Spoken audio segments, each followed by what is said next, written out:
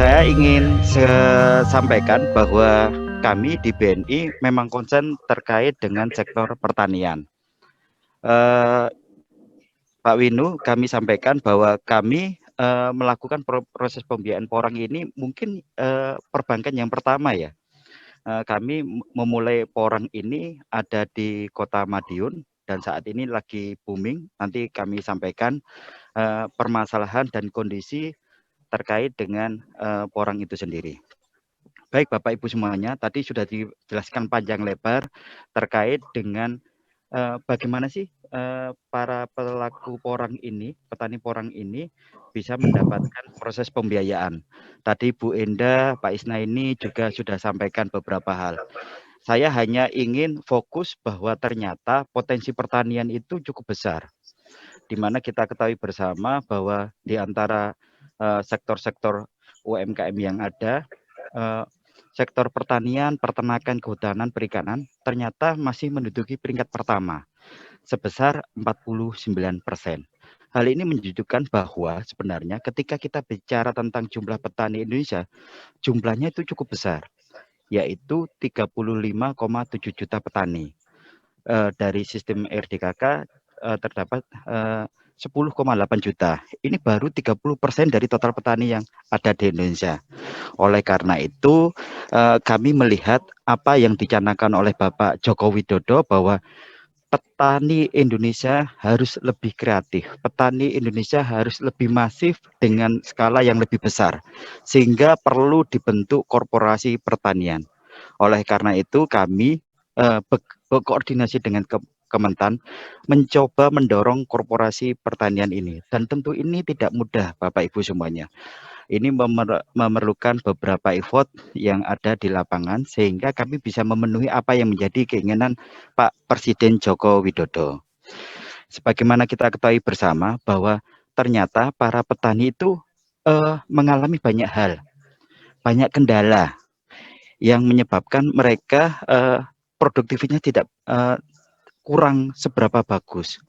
Entah itu dari sisi akses modal, produktivitas rendah, ketersediaan pupuk, pendampingan, teknologi, dan akses pasar. Oleh karena itu, BNI mencoba mengadopsi berbagai permasalahan dengan memberikan solusi. Kami tidak bisa bekerja sendiri. Kami perlu sinergi dari beberapa pihak terkait. Entah itu terkait dengan teknologinya, entah itu terkait dengan akses pasarnya, entah itu dengan skemanya. Kami coba berkolaborasi dengan pihak-pihak terkait. Karena kami tidak bisa berdiri sendiri untuk bisa mewujudkan ketahanan pangan nasional sehingga sektor pertanian menjadi lebih baik. Bapak Ibu semuanya tadi sudah disinggung tadi oleh Pak Yoyo ya, bahwa di kami di BNI kami dorong ini para petani yang ada untuk bisa mengembangkan journey UMKM yang ada di kami. Mereka kami harap bisa mengalami naik kelas ya, dari yang dulunya pembiayaan kepada petani mungkin hanya 5 juta bisa 10 juta, bisa sampai 50 juta. Bahkan kami dorong mereka menggunakan kur kecil yang ada di kami. Sehingga harapannya apa? Harapannya dari klaster-klaster yang ada ya, kami harap apa yang kami eksekusi di lapangan berupa kur tani itu kami melalui tidak one on one. Kami melakukan klaster ya. Harapannya agar klaster-klaster unggulan tersebut nanti mempunyai akses pasar untuk orientasi ekspor. Dan itu tidak mudah, perlu kolaborasi di antara kita semuanya. Termasuk yang mempunyai peran signifikan adalah Kementan yang dalam hal ini memberikan penyuluhan kepada petani.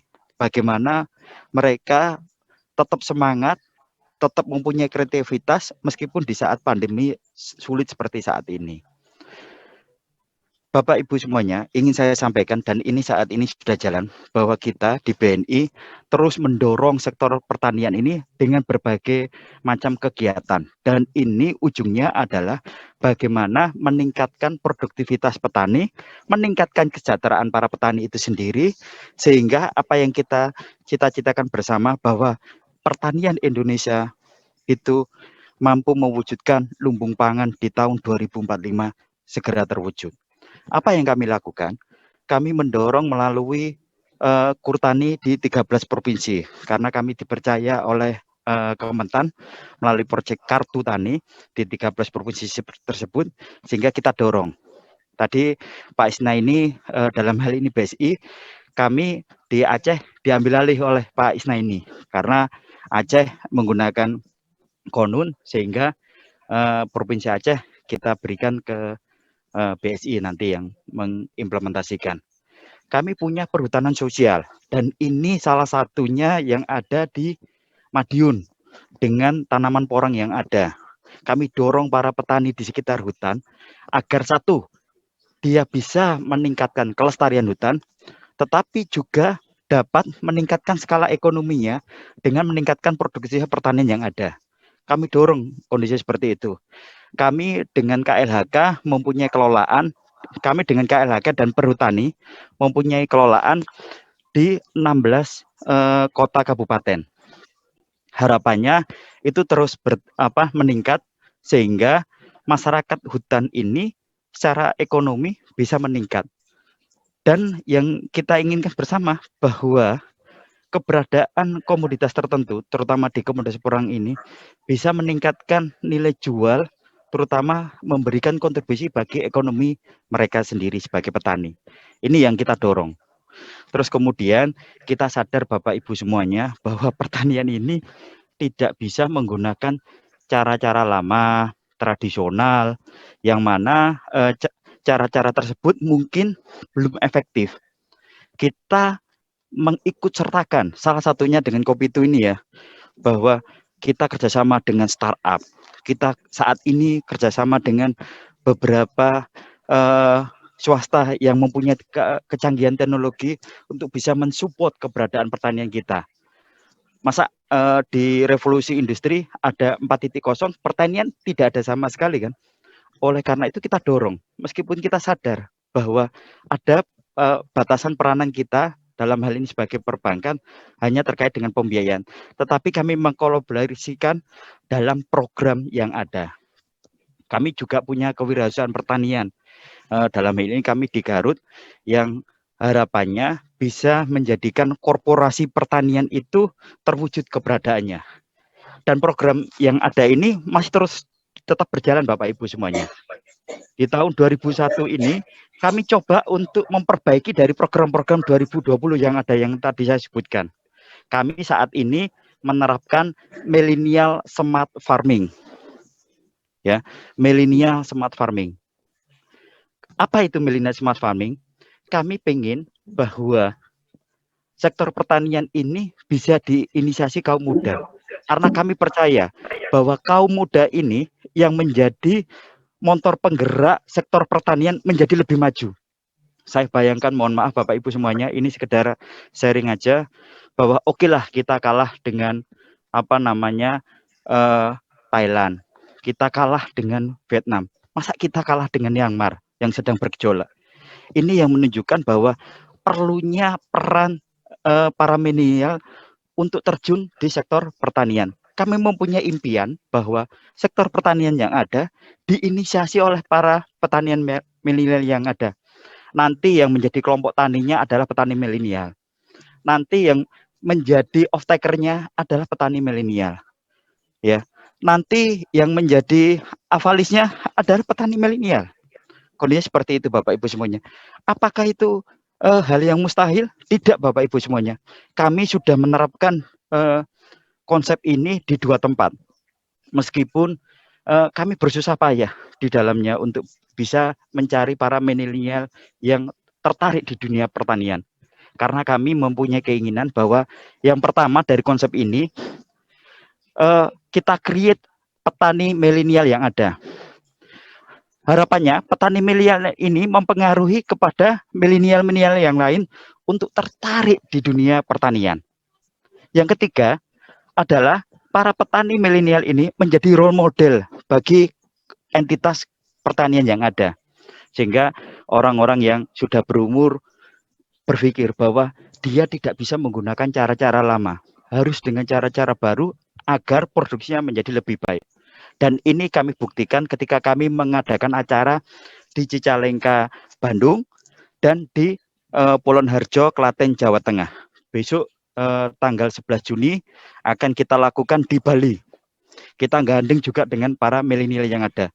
Karena kami BNI ya bersinergi dengan Kementan, Telkom, OJK, PIHC ya mendorong bahwa pertanian sektor pertanian di Indonesia harus melibatkan para petani muda.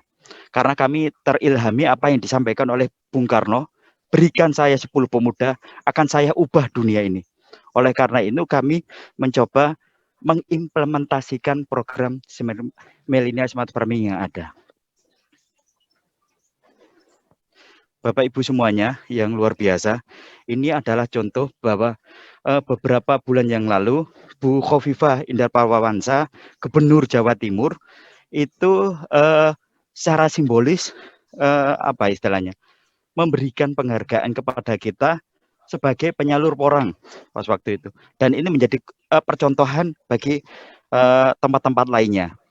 Memang tadi yang sudah disampaikan oleh Pak Dirjen, Pak Yoyo, porang ini nggak banyak di tempatnya. Data kami yang kami himpun, ya, kalau di Jawa Timur paling besar memang di Madiun, Jember, dan sedikit di Kediri, Malang, NTT, dan Sumsel. Dan harapannya ini menjadi apa istilahnya inspirasi bagi teman-teman semuanya, para petani yang ada, bahwa ternyata di dunia pertanian itu menjanjikan. Kenapa kami mengusung Millennial Smart Farming? Kami ingin memberikan pemahaman kepada masyarakat sekitar bahwa dari skala ekonomi pertanian itu ternyata mendatangkan banyak cuan kok. Kondisinya seperti itu. Salah satunya porang. Nanti ada tanaman hias. Nanti akan saya sampaikan beberapa smart pertanian yang ternyata hanya dikelola sambil tiduran aja dia menghasilkan cuan yang luar biasa. Ada di Bali, ada di Malang, dan di beberapa tempat lainnya. Hal itu yang ingin saya sampaikan untuk menjadi inspirasi bahwa kita harus berkeyakinan bahwa sektor pertanian Indonesia akan lebih baik ketika dikelola bersama dengan sinergi beberapa pihak terkait. Kami selain tadi yang sudah saya sampaikan Millennial Smart Farming, kami juga menguatkan klaster unggulan komoditas kami. Kami juga punya ekosistem nelayan, kami punya perhutanan sosial, kami punya kewirausahaan pertanian, kami punya digitalisasi desa yang harapannya itu mampu mensupport keberadaan masyarakat dengan pembiayaan kur yang murah ini, sehingga bisa menjangkau, bisa menggerakkan sektor real yang ada. Bapak Ibu semuanya, bahwa ketika kita bicara tentang kur tani, ini hampir seluruh wilayah seluruh Indonesia, ini kita eksekusi kur taninya. Ya, kita merata dan harapannya seluruh titik-titik ini bisa kita implementasikan kur tani sehingga masyarakat bisa merasakan pembiayaan dari BNI.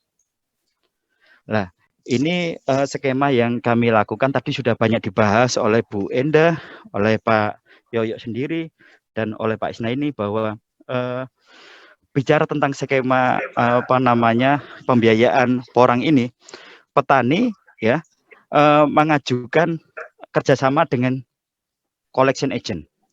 Collection agent itu apa? Collection agent itu terdiri dari BUMDes, pengurus poktan, agen pupuk, ya. Tujuannya apa? Memberikan rekomendasi kepada petani untuk pengajian kur. Koordinator dan pengumpulan data petani untuk kur dan sosialis serta tangan-tangan PK. Membantu penyerapan hasil panen petani kepada off-taker. Pemotongan pembayaran hasil panen untuk membayar kewajiban kur di BNI. Sebagai agen 46. Kenapa kita bentuk collection agent? Untuk memudahkan kita, ya. dalam mengorganisasi para petani yang ada. Kita sadar bahwa petani itu tidak hanya tinggal di pusat kota ya, di daerah-daerah yang bisa kita jangkau. Ada petani di pelosok, di pucuk gunung, di pucuk rawa-rawa yang notabene kita perlu bantuan dari collection agent yang terdiri dari BUMDes, pengurus Poktan dan sebagainya. Sehingga harapannya kualitas kur yang kita berikan bisa berjalan dengan bagus, kualitasnya baik. Dan ini di sini kami sampaikan juga ada peran off-taker. Ketika kita ada off-taker tentu kita akan merasa nyaman. Karena apa? Karena dengan adanya off-taker ada jaminan kepada petani tentang hasil produksi yang ada. Dan BNI merasa terbantu. Karena apa? Kreditnya nanti akan lancar. Kondisi seperti itu. Nah, off-taker ini salah satunya adalah kita coba untuk implementasikan teknologi yang ada. Ya, apa fungsinya dari aplikasi Agritech ini? Yang pertama, support teknologi untuk mapping lahan petani. Bisa juga berupa pendampingan teknis budidaya atau monitoring of farm. Dan sekarang yang sedang diinisiasi adalah platform traceability. Ini yang memudahkan off-taker terkait dengan data-data petani yang ada, sehingga perbankan juga terbantu. Nanti harapannya kredit yang diberikan perbankan kualitasnya akan baik. Kondisinya seperti itu. Nah, off-taker itu tentu saja ketika kita melakukan proses perjanjian tadi yang sudah dijelaskan oleh Pak Isna ini, ada verifikasi, ada syarat yang harus kita lakukan. Dan itu tidak mudah. Dan off-taker itu untuk menentukan apakah bisa bekerja sama dengan BNI, tentu saja wewenang ada di kami, di perbankan. Yang kami melihat layak atau enggak. Kondisi seperti itu. Jangan nanti cara berpikirnya dibalik. Oh, saya merasa mampu, saya merasa layak menjadi off-taker, tetapi kenapa kok BNI enggak? Ini yang pemikirannya agak keliru ya. Karena bagaimanapun kami high regulated. Kami punya aturan, punya syarat yang harus dipenuhi agar tujuannya apa yang menjadi amanat pemerintah terkait dengan pembiayaan kur ini bisa berjalan secara optimal, kualitasnya bagus, sehingga sama-sama diuntungkan. Off-taker diuntungkan, petani diuntungkan, collection agent diuntungkan, penyedia agriculture teknologi diuntungkan, sehingga kita sama-sama diuntungkan. Intinya seperti itu saja yang bisa saya sampaikan. Kurang lebihnya mohon maaf. Saya sedikit bicara tentang ini ya Bapak Ibu semuanya. Fitur dari kur itu sendiri. Ya, tadi sudah disinggung oleh Bu Endah Megawati bahwa kur itu di kami kita bagi menjadi 3 bagian yang paling mudah, Bu. Ada kur super mikro sampai 10 juta, ada kur mikro sampai 50 juta, di mana kur super mikro sama kur mikro tanpa jaminan. Jaminannya adalah profesi dari yang mengajukan. Kalau dia sebagai petani tentu saja profesi petaninya, kalau dia sebagai nelayan adalah nelayannya. Ada kur kecil sampai 500 juta dan ini kita sesuaikan jaminannya. Kondisinya seperti itu. Apakah BNI hanya memberikan kur? Tidak.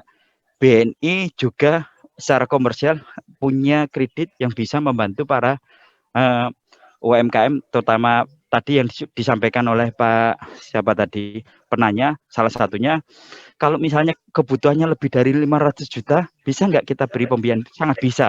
Ya, kita di BNI punya namanya BNI Wirausaha. Jenis kreditnya bisa kredit modal kerja, ada kredit investasi. Ya, suku bunganya disesuaikan dengan suku bunga komersial, jangka waktunya bisa sampai 10 tahun, Pak. Ya, provisinya 0,5%, administrasinya minimal 250%, akunnya ini disesuaikan dengan kondisi yang ada.